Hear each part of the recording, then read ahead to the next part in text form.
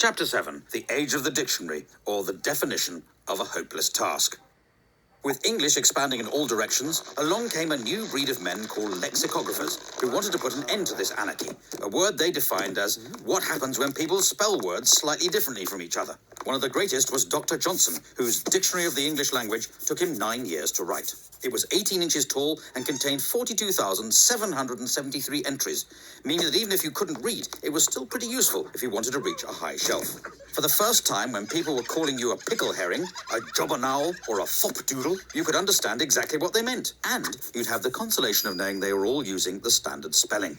Try as he might to stop them, words kept being invented, and in 1857 a new book was started that would become the Oxford English Dictionary.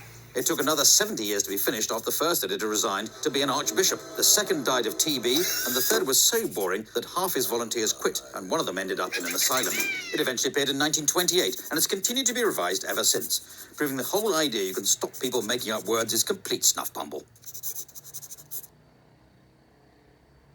Chapter 8, American English, or not English, but somewhere in the ballpark.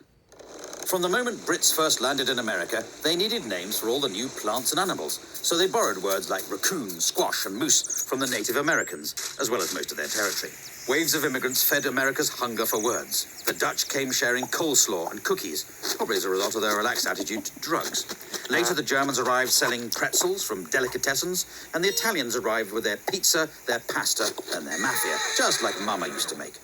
America spread a new language of capitalism, getting everyone worried about the break-even and the bottom line, whether they were blue chip or white collar. The commuter needed a whole new system of freeways, subways, and parking lots, and quickly, before words like merger and downsizing could be invented.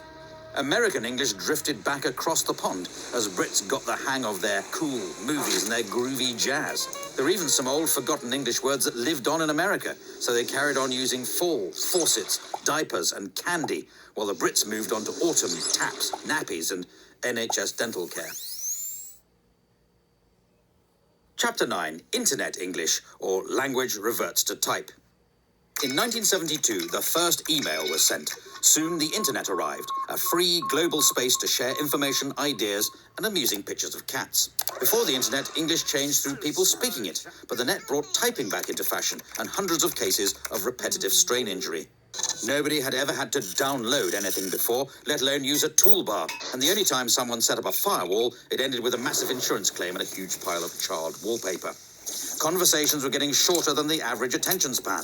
Why bother writing a sentence when an abbreviation would do and leave you more time to blog, poke, and reboot when your hard drive crashed? In my humble opinion, became IMHO. By the way, became BTW, and if we're honest that life-threatening accident was pretty hilarious, simply became fail. Some changes even passed into spoken English. For your information, people frequently ask questions like, how can LOL mean laugh out loud and lots of love? But if you're going to complain about that, then UG2BK. Chapter 10, Global English, or whose language is it anyway?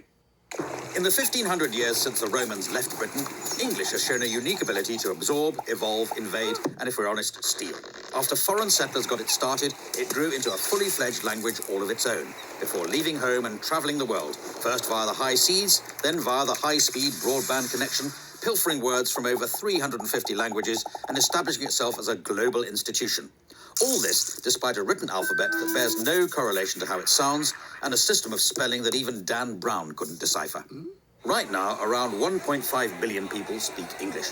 Of these, about a quarter are native speakers, a quarter speak it as their second language, and half are able to ask for directions to a swimming pool. There's Hinglish, which is Hindi English, Chinglish, which is Chinese English, and Singlish, which is Singaporean English, and not that bit where they speak in musicals. So in conclusion, the language has got so little to do with England these days, it may well be time to stop calling it English. But if someone does think up a new name for it, it should probably be in Chinese.